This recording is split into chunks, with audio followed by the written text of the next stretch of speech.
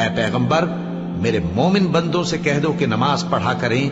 اور اس دن کے آنے سے پیشتر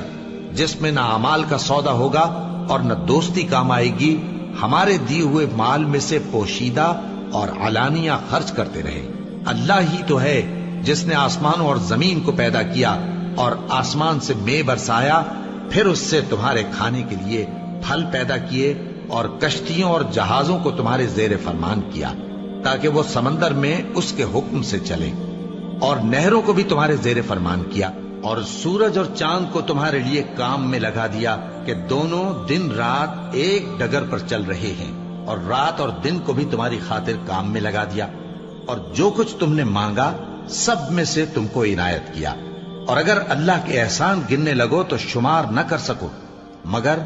لوگ نعمتوں کا شکر نہیں کرتے۔